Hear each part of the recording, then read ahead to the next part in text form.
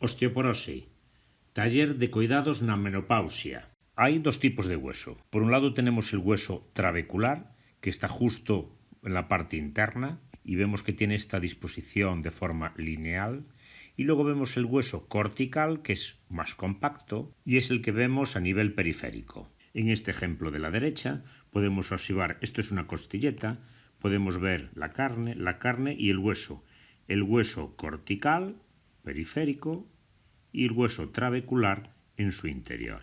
En esta imagen queda representado lo que se conoce como el remodelamiento óseo. El remodelamiento óseo ocurre en el hueso a lo largo de toda la vida y hay varias fases. Hay una etapa de reposo, hay una etapa de resorción y posteriormente se invierte esta parte de resorción, se convierte en formación y finalmente vuelve a la etapa de reposo. Esto se produce en lo que se conoce como las unidades de remodelamiento óseo en los huesos.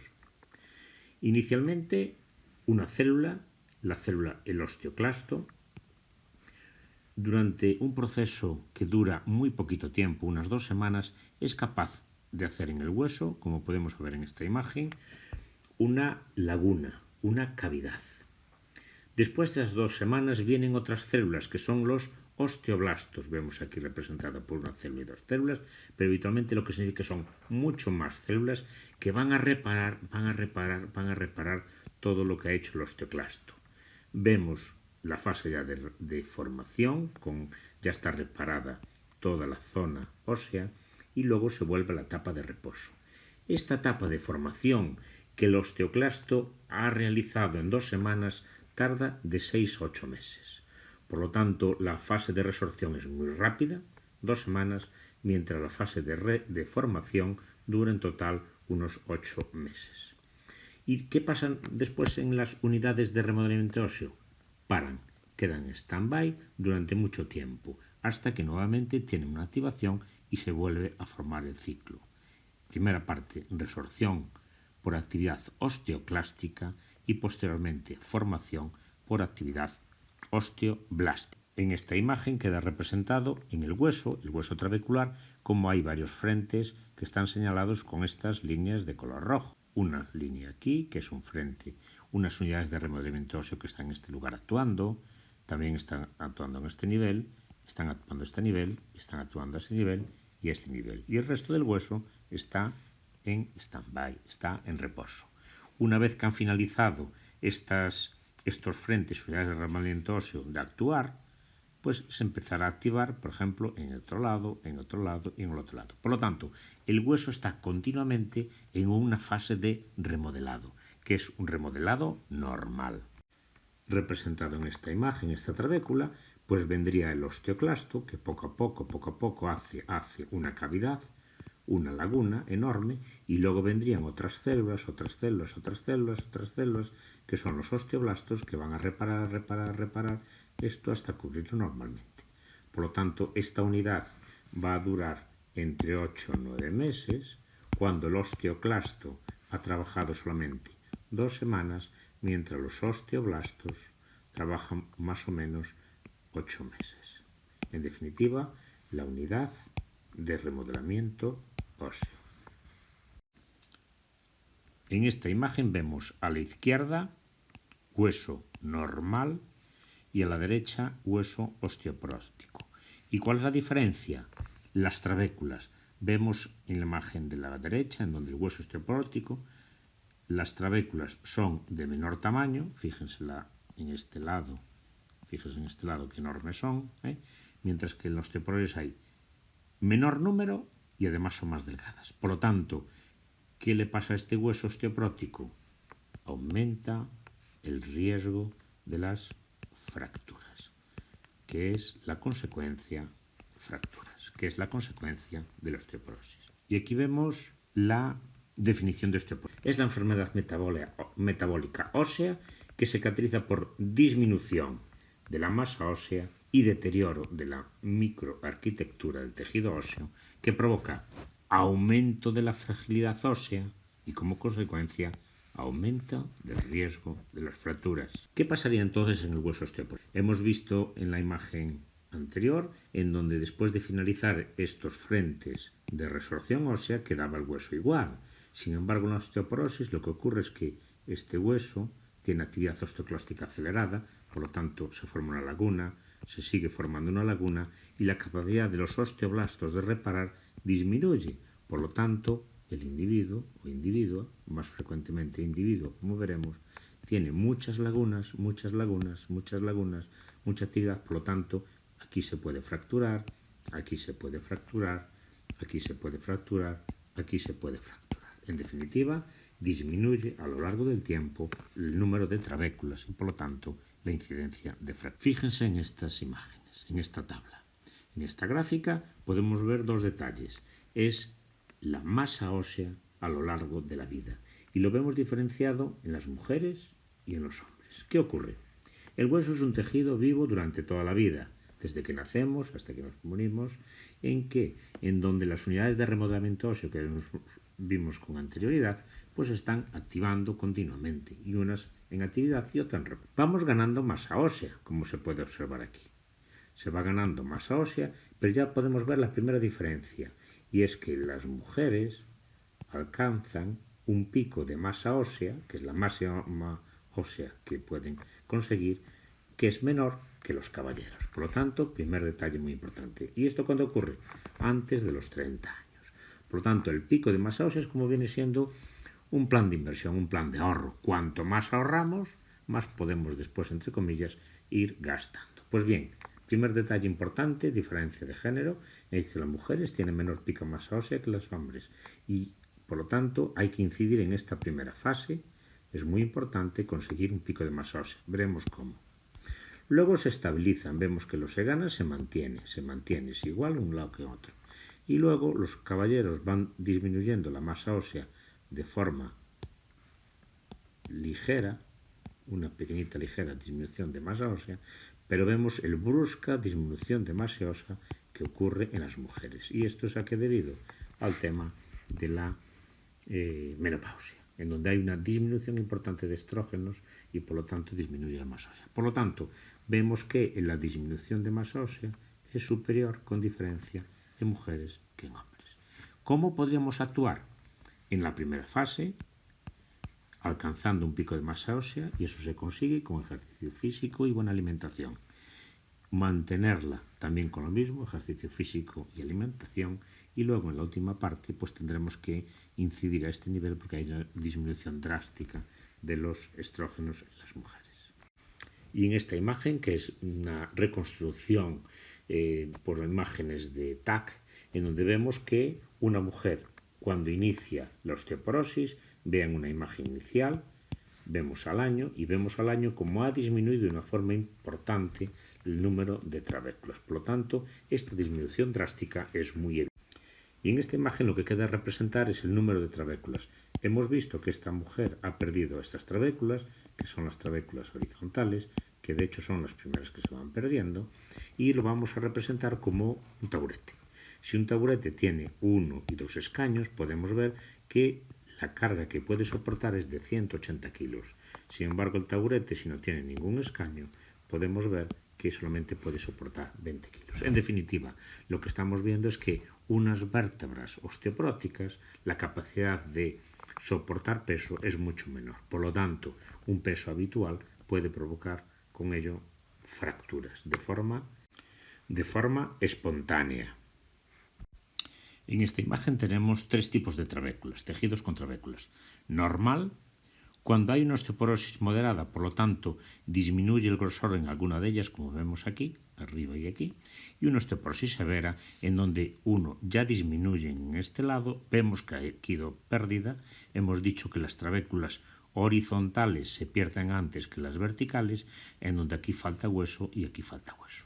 ¿Qué ocurre en normal? Pues el hueso normal, al tener el número de trabéculas, soporta suficientemente el peso, por lo tanto, no hay ningún inconveniente. Ahora bien, si aparece la osteoporosis moderada, hay una disminución de conexiones entre las trabéculas horizontales y disminuye la resistencia. Mucho más acentuado cuando hay una osteoporosis grave, severa, en donde el aumento de las fracturas es mucho más. Y esto se ve representado en la incidencia de fracturas. vemos la incidencia de fracturas por 1000 habitantes y año, como es diferente en los hombres y en las mujeres. Vemos las fracturas vertebrales, fracturas de cadera y la fractura de coles, que viene siendo la fractura de la muñeca. Y vemos que los hombres, a partir de los 60-64 años, pero más adelante, fíjense, más o menos a los 70, se mantiene la fractura de coles bajita, sin embargo empieza a aumentar la fractura de cadera, más o menos, insisto, a eso de los 70 años. ¿Y qué ocurre con las mujeres?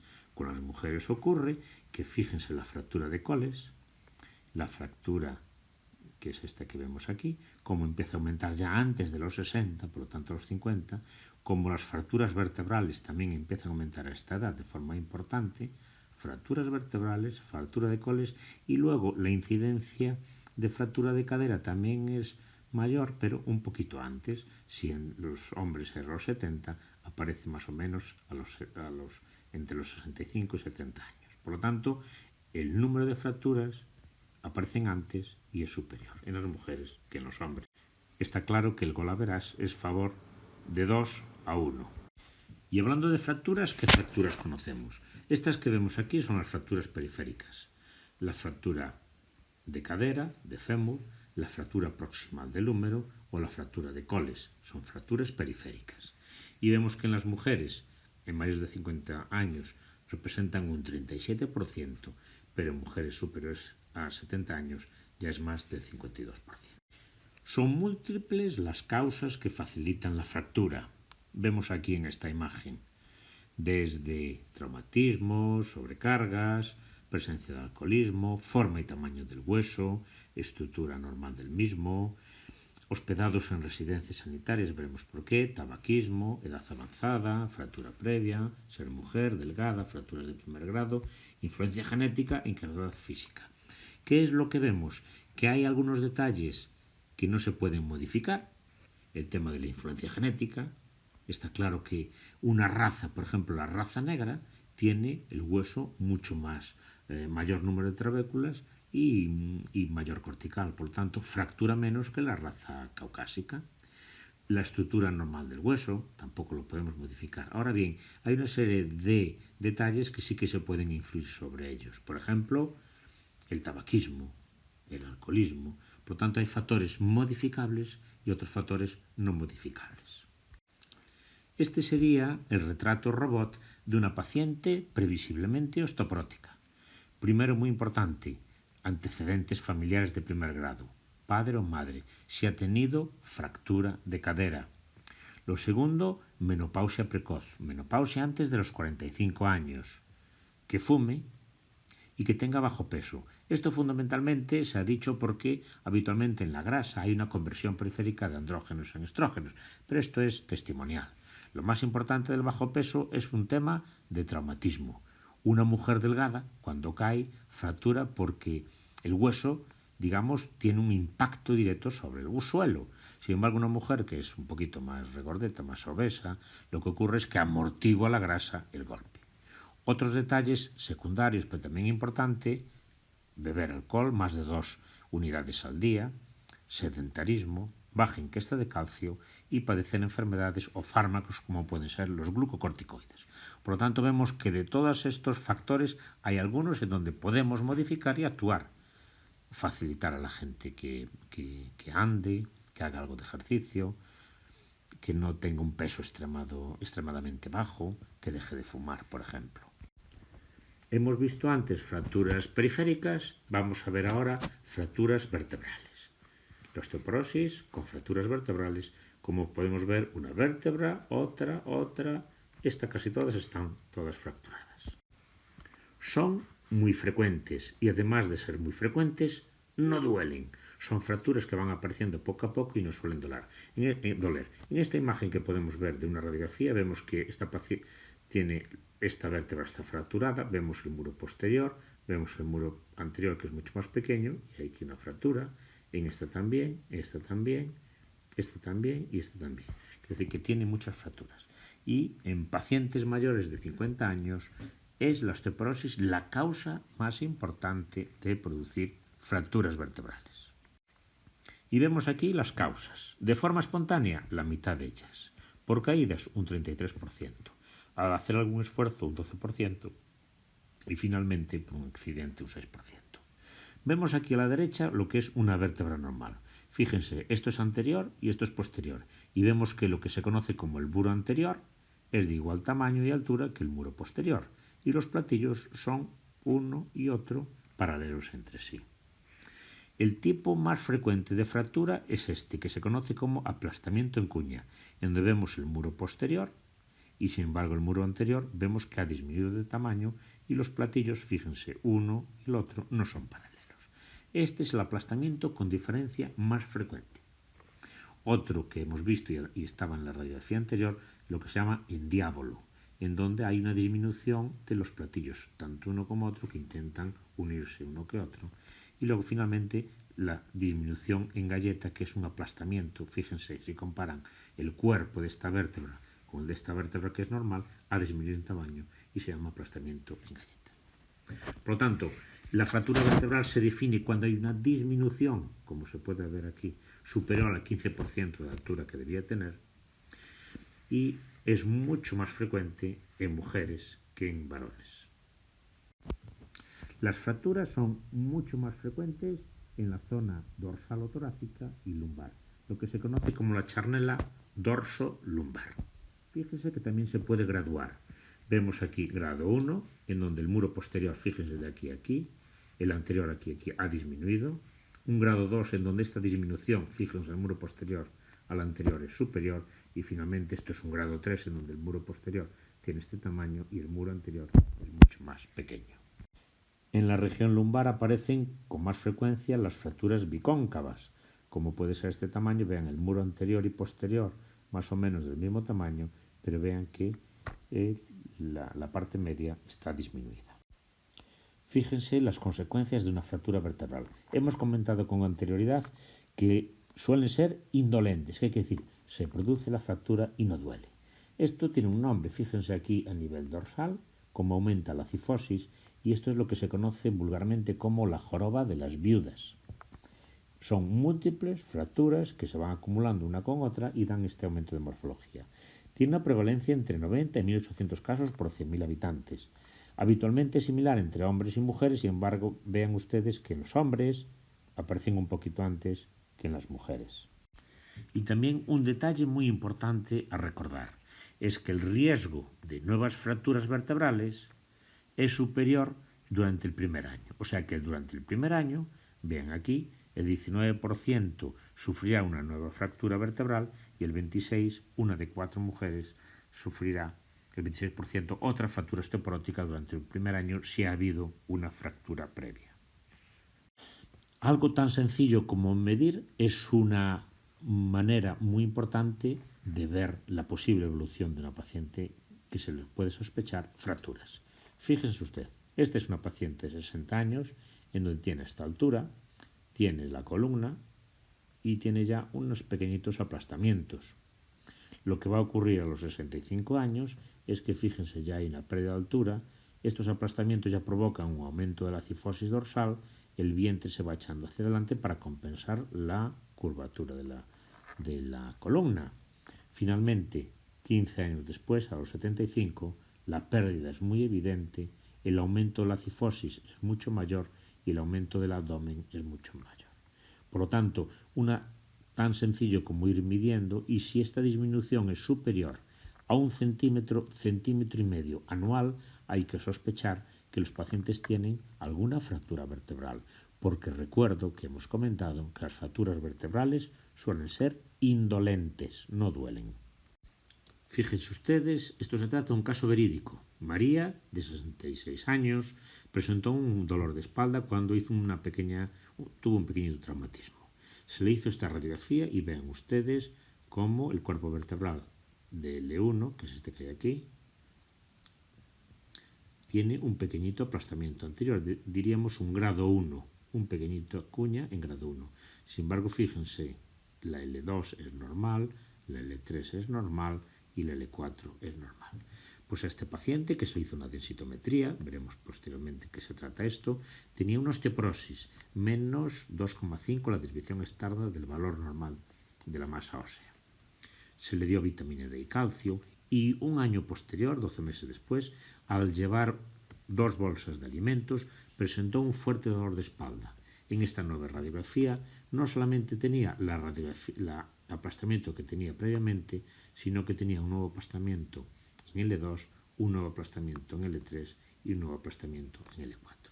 En definitiva, la radiografía confirmó que este paciente, que tenía un aplastamiento solamente en la primera lumbar, al año ya tenía 4 aplastamientos vertebrales. ¿Y qué provoca una fractura vertebral? Pues, como hemos comentado, disminuye la talla, vamos disminuyendo en altura, aumenta la cifosis dorsal, disminuye la capacidad respiratoria, porque cabe recordar que la caja torácica tiene una articulación a nivel de la columna, por lo tanto estos pacientes se fatigan más, disminuye la fatigabilidad y provoca una hiperlordosis lumbar y dorsal, que luego va a provocar con flacidez de la musculatura abdominal con estreñimiento. Y lo que es más importante, las fracturas vertebrales incrementan el riesgo de nueva fractura vertebral y también incrementan el riesgo de fractura de cadera. Como veremos posteriormente, es de mucha mayor gravedad. Fractura de coles, como vemos en esta imagen, en donde hay una fractura del extremo distal del radio con un desplazamiento o luxación del cúbito. Fracturas muy frecuentes en personas jóvenes. Se caracterizan porque se relacionan con las caídas. Son las típicas fracturas que una persona va, resbala, pone la mano y se fractura. Hemos comentado en personas jóvenes, adultas jóvenes, entre los 50 y 60 años fundamentalmente. No requieren hospitalización, aparecen en el servicio de urgencias, se les pone una escayola, lo que sí que son muy dolorosas. Precisan inmovilización y durante mucho tiempo suelen tener dolor residual y además un porcentaje importante, un tercio de las mismas, padecen alteraciones del sistema nervioso vegetativo que se conoce como distrofia simpático-refleja o dolor locorregional tipo 1. Provocan acortamiento de la muñeca, deformidad y artrosis secundaria. Importantísimo tener en cuenta que una mujer que presenta una fractura de coles, lo que nos está diciendo e informando es que tiene riesgo de tener más fracturas y nos está orientando que hagamos un estudio de masa ósea para evitar las fracturas posteriores. Fractura de cadera. Vemos aquí la cadera y vemos aquí una fractura en el cuello de la misma. Esto, como hemos comentado y visto en las gráficas iniciales, aparece en gente mayor de 70 a 75 años. Son las famosas caídas de las personas mayores que fracturan la cadera y conlleva, como veremos, gran riesgo. Y debemos sospecharla cada vez que veamos a un paciente. Fíjense, este también es otro caso real, donde una paciente llamada Luisa, de 77 años, acudió a urgencias. ¿Por qué? Porque tenía fiebre y dolor en el tórax. Se le diagnosticó una neumonía y además se pudo ver que tenía varias fracturas vertebrales. Historiando a la paciente, había disminuido de altura, más o menos unos 4 centímetros. Su madre presentó una fractura de cadera. Habitualmente utiliza una serie de fármacos que disminuye la tensión y aumenta el riesgo de caídas, que esto es un tema muy importante en personas mayores. Y en la radiografía vemos que hay una disminución de altura de las vértebras, por lo tanto fracturas. Se le hizo un estudio de masa ósea y tenía una osteoporosis franca. Por lo tanto, independientemente que esta paciente haya acudido a un sistema sanitario por un tema de neumonía, tenemos que prever que puede tener una fractura de cadera y hacer lo posible para evitar y hacer prevención de la misma. Entre otras cosas, pues recomendando cosas tan sencillas como zapatos cómodos, evitar caídas, control de la tensión arterial y un cuidadoso uso de los fármacos ansiolíticos y psicotrópicos que pueden disminuir la tensión, y además de darle un tratamiento. En esta imagen queda representado la incidencia de fractura de caderas que podemos encontrar en diferentes comunidades. Y llama la atención, por ejemplo, que en Gran Canaria, más que nada porque están muy atentos de ellas, tienen un alto porcentaje de las mismas. Fíjense la edad media de los pacientes que tienen fractura de cadera, que son más de 70 años, y en un estudio que hemos hecho nosotros, la media, aquí en Coruña, tenían una media de 80 años. Y en esta imagen ya vemos las diferencias de presentar una fractura de cadera de las anteriores. Fíjense, la fractura de cadera tiene mortalidad, del 12 al 20% en los 4 meses y puede llegar al 25% en el primer año. ¿Qué quiere decir esto? Que el 25% de las mujeres, fundamentalmente, que estamos comentando, de fractura osteoprótica, en el primer año fallecen de la propia fractura y de las consecuencias. El 50% además presentan complicaciones, contracturas, úlceras, trombosbolismos pulmonares, accidentes cerebrovasculares. Provocan en la paciente pues miedo, depresión, pérdida de autoestima, alteraciones psicológicas que alteran mucho el entorno y alteraciones sociales, pérdida de autonomía, si viven solas dejan de vivir solas, o se les recluyen en residencias o se va a una casa de alguno de los hijos o sobrinos. Dependen de terceras personas. Por lo tanto, la importancia de prever y prevenir fractura de cadera es muy importante. Y en esta gráfica queda representado lo que he comentado. ¿Qué es lo que pasa después de un año en un paciente que ha tenido fractura de cadera si no ha fallecido? Porque recordar que el 25% hasta pueden fallecer. Pues fíjense, el 80% tienen dificultades para realizar actividades diarias cotidianas. Un 40% van a tener incapacidad para caminar de forma independiente, o sea, necesitan ayuda. Y un 27% van a ingresar en residencias DAD. Por lo tanto, el tema de prevención de fractura de cadera es prioritario. ¿Y qué podemos hacer? ¿Hay algún tipo de análisis que podemos realizar para preverlas? Pues aquí se representan lo que es muy importante. Cuando hay una fractura, hemos comentado que lo más frecuente es fractura osteoprótica por la pérdida de masa ósea debido a la depleción de estrógenos. No obstante, los profesionales médicos tenemos que descartar que haya alguna otra causa. Y es muy sencillito. Un hemograma, un análisis sencillito, con la velocidad, porque pueden ser problemas neoplásicos, en donde quede reflejado la fosfatasa alcalina del calcio fósforo, que pertenecen al metabolismo fosfocálcico, la función renal, el calcio en orina y luego hormonal. Tenemos que ver cómo están las hormonas tiroideas, que pueden ser causas de osteoporosis, y la función hepática. Y luego descartar otras enfermedades, como pueden ser neoplasias o miocarditis.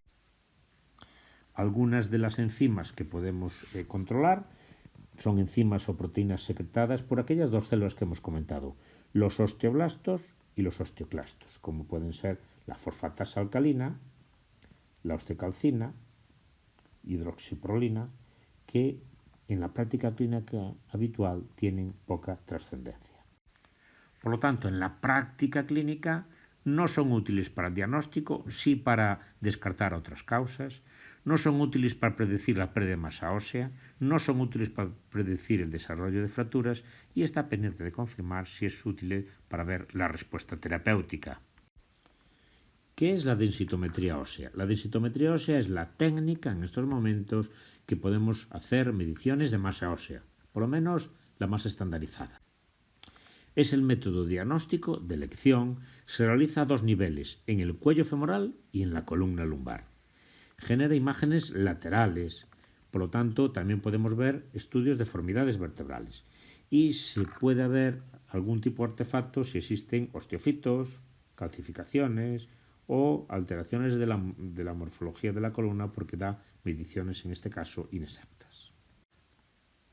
Vemos aquí a una paciente en un aparato de DEXA, en donde se pone en esta sustitución. Ven ustedes cómo los pies están más elevados sobre un taburete y este aparato lo que hace es emitir unas radios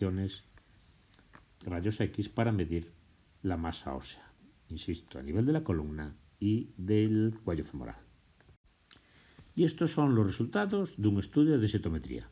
Fíjense ustedes que se hace a nivel lumbar, 1, 2, 3 sobre 4, L1, L2, L3 y L4, la morfología de las vértebras, la masa ósea de las vértebras, L1, L2, L3 y L4, y a nivel del cuello femoral. Los resultados vienen reflejados en estas tablas que ven usted aquí, y hay dos detalles, lo que se llama la T, la desviación media de la T estándar, o de la Z estándar. ¿Qué quiere decir esto? La Z estándar lo que nos refleja es la masa ósea que tiene la paciente en este lado, en este caso en L1, en L2, en L3 y en L4, en relación a las mujeres de la misma edad. Mientras que la T es en relación a las mujeres en menores de 25 años o una media de 25 años. ¿Qué quiere decir? Esto es lo que se ha perdido desde los 25 años hasta la edad en donde se realiza la técnica.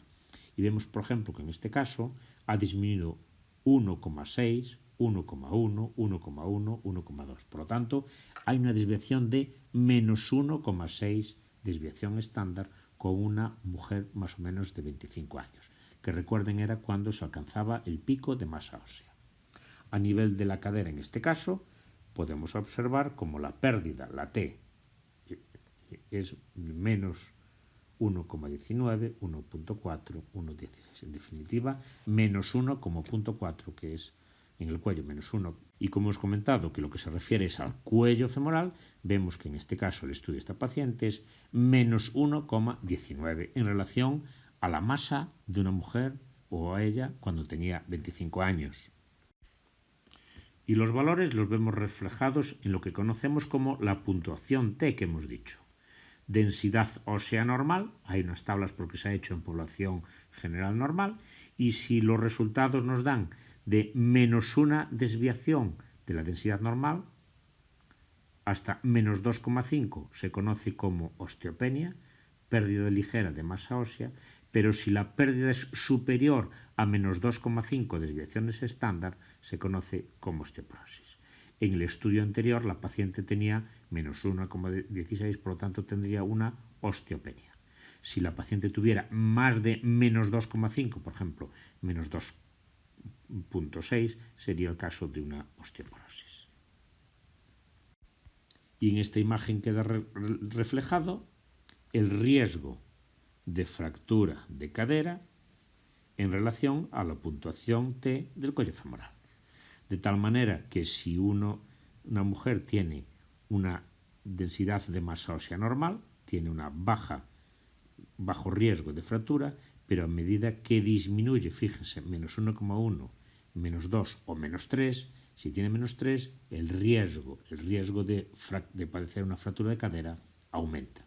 Por lo tanto, no solamente aumenta con la edad, con 80 años, 70 años, 60, sino que también viene reflejado por este otro parámetro, edad y disminución de la densidad mineral ósea a nivel del cuello femoral. Aunque el mayor porcentaje de fracturas se producen en esta franja, en las mujeres que tienen menos 1 o menos 1,5, en definitiva lo que hemos llamado pacientes con osteopenia. En ellas es el mayor número, ¿por qué? Porque el mayor porcentaje de población en estas. Por lo tanto, además de estos factores de riesgo que hemos comentado, la edad y la disminución de la masa ósea, hay otros factores que también influyen para padecer un riesgo de fractura, que son fracturas previas, índice de masa corporal bajo, como hemos comentado, delgadas, antecedentes de fractura en su familia, familiares de primer grado, padres, antecedentes familiares de fractura de cadera, antecedentes de fractura ella misma, por ejemplo, una fractura de coles a los 50-60 años, ser fumador, consumo de alcohol más de 2 unidades, padecer una enfermedad inflamatoria como la artritis reumatoide o estar a tratamiento con glucocorticoides. Vean esta página que es FRAX. Es una herramienta de evaluación del riesgo de fractura desarrollada por la Organización Mundial de la Salud, de la OMS. Y yo creo, y es interesante que hagan ustedes este ejercicio, que es buscar en Internet FRAX y que se lo hagan. Fíjense, es muy sencillo. Cuando piden los resultados, la herramienta de cálculo, piden en español. ¿Por qué? Porque la base de datos de la población española es diferente a la de otros países. Piden en español y entonces vayan a meter los siguientes datos. Primero, edad. No hay que poner la fecha de nacimiento, hay que poner la edad. Hay que poner el sexo, mujer u hombre, hay que poner el peso, hay que poner la estatura. ¿Por qué? Con el peso y la estatura, nosotros o la herramienta calcula el índice de masa corporal que hemos comentado que era importante, un factor. Haber tenido una fractura previa, por ejemplo, una fractura de coles, con bajo impacto. No es lo mismo puede ser una fractura por un accidente de tráfico que una fractura porque tropezó y se cayó. Fracturas de bajo impacto. Si los padres han tenido fractura, sí o no. Si es fumador activo, sí o no. si toma glucocorticoides, sí o no, si tiene una artritis reumatoide, sí o no, si tiene una osteoporosis secundaria, por ejemplo, debido a una enfermedad inflamatoria intestinal, sí o no, si toma más de 2 unidades, sí o no, y luego la última es opcional. Con eso ya se puede calcular el FLAX, le damos aquí. Si además disponemos de una densitometría, como hemos comentado, se puede seleccionar la densitometría y se pone el valor. ¿De acuerdo? Por lo tanto, este es un ejercicio que se pueden hacer ustedes y así saben cuál es su FRAX, por lo tanto, su riesgo de tener una fractura de aquí a 10 años. Y esta es la hoja de peticiones que tenemos en nuestro hospital para solicitar una densitometría ósea. Como pueden observar, si tiene factores de riesgo que hemos comentado, el número FRAX de fractura mayor y fractura de cadera. Fractura mayor es cualquier tipo de fractura y la fractura de cadera es específicamente fractura a nivel del cuello femoral. Fractura previa, antecedentes, edad mayor, índice de masa corporal, etcétera, etcétera, que hemos comentado como factores de riesgo importantes a tener en cuenta. Un punto importantísimo, prevención y tratamiento, que está en nuestras manos para prevenir la fractura osteoporótica. Y aquí vemos claramente diferenciados 3 objetivos importantes. Prevención primaria es cualquier medida que tienda a favorecer que un individua consiga el pico de masa ósea más alto. Por lo tanto, es todo lo que podemos ejercer en edad infantil y adolescente, hasta los 25 años. Alimentación adecuada y ejercicio físico fundamentalmente. Prevención secundaria, cualquier medida que tienda a disminuir la pérdida de masa ósea, que sabemos que aparece a partir de los 40 años. Insisto, lo mismo, buena alimentación y ejercicio físico, y en ocasiones tienen que ser fármacos. Y finalmente, tratamiento de pacientes que presentan fracturas o tienen riesgo de tener una fractura muy importante. Medidas de prevención importantísimas. Están en nuestras manos. Eliminar tóxicos. Por lo tanto, estos pacientes lo que tienes que hacer es que no fumen, que no beban, hacer ejercicio físico de forma moderada, aporte adecuado de lácteos y evitar caídas. Y para evitar caídas, y en esta población que hemos comentado, si son mayores, pues fíjense, evitar los obstáculos y problemas en el entorno. Las caídas se producen muy frecuentemente en el domicilio y fundamentalmente en la sala de estar, porque allí hay una cantidad importante de cables, de alfombras y de muebles pequeños. Mejorar y adaptar la pérdida de visión que se va teniendo con la edad. Mejorar la dificultad para caminar o buscar apoyos. Evitar enfermedades neurológicas o prevenirlas. Enfermedades musculoesqueléticas, mantener un buen adiestramiento, evitar tóxicos y cuidado con los fármacos. Evitar el sedentarismo. La vida era antes muy activa, sin embargo ahora cada vez las comodidades y el confort hacen que caminemos menos, utilicemos mucho más vehículos y por lo tanto es uno de los riesgos más importantes de la sociedad actual, el sedentarismo. El reposo, fíjense, se pierde un 1% de la masa de todo el organismo solamente con el reposo. Esto ocurre mucho en los astronautas. Cuando vienen a la Tierra, aunque sea solamente hayan viajado una semana, han perdido de una forma extraordinaria la masa ósea y el hueso. Y por lo tanto es muy importante que estos pacientes hagan algún tipo de actividad, no estén en la cama ni en reposo. Hay que facilitar y favorecer que hagan algún tipo de ejercicio, fundamentalmente de pie. Aquí queda representado lo importante de hacer ejercicio físico. No es lo mismo marcha que paseo, que nadar, que andar en bici o hacer alguna actividad deportiva. Los inactivos hay que activarlos. Es preferible no nadar que no hacer nada. Preferible correr o algo que soporte peso. Y siempre que sea de peso y además en la verticalidad, que sea de pie. Y esto hay que adaptarlo para cada edad. Un joven puede hacer ejercicio y una persona mayor que se van a pasear el perrito. Hay que pasear como mínimo. Consejos prácticos para realizar actividades. No es lo mismo llevar el carrito por delante que llevarlo por detrás. No es lo mismo desplazar un mueble con la espalda que hacer de esta manera. En definitiva, hay que buscar y recomendar actos saludables. Es bueno sentarse apoyado el reposador de la silla, no estar con estas actitudes futizantes, y los coches deben tener un sillín alto y bien seco. Importante los lácteos. Los lácteos. Un vaso de leche es lo mismo que tomar 2 yogures, una ración de queso de Burgos, 5 naranjas, una latita de sardinas o aceitunas o 3 platos de judía. Las necesidades vienen aquí representadas. Como mínimo 1 gramo de calcio al día y vitamina D se recomienda las dosis superiores, 800 unidades al día. Hay tratamiento eficaz para la osteoporosis, porque puede frenar la pérdida de masa ósea y evita el riesgo de fractura. En esta imagen, en este cuadro, quedan representados múltiples fármacos con múltiples indicaciones. Muchos de ellos son fármacos que provocan lo que se conoce como inhibición de la resorción. Recordemos, inhibir al osteoclasto, que es el que produce las lagunas. Y hay otros que lo que hacen es aumentar la formación. Por lo tanto, hay inhibidores de la resorción y hay otros fármacos osteoformadores. Esta imagen que ven ustedes, esto es hueso y esto es una célula. Es una célula que se llama el osteoclasto y fíjese, está haciendo un pequeño agujerito que va a ser mucho mayor a medida que va pasando el tiempo. Aquí comienza la unidad de remodelamiento óseo. Si este osteoclasto forma una resorción y los osteoblastos que vienen posteriormente no son capaces de rellenarla en tiempo, se provoca la osteoporosis, como hemos comentado. La osteoporosis posmenopáusica, la pérdida de masa ósea en las mujeres, viene representado porque los niveles de estrógeno, al disminuir, provocan que aumenten mucho lo que se conoce como los ligandos de Rank, el RAN ligando, en detrimento de la osteoprotegerina, que es otra molécula.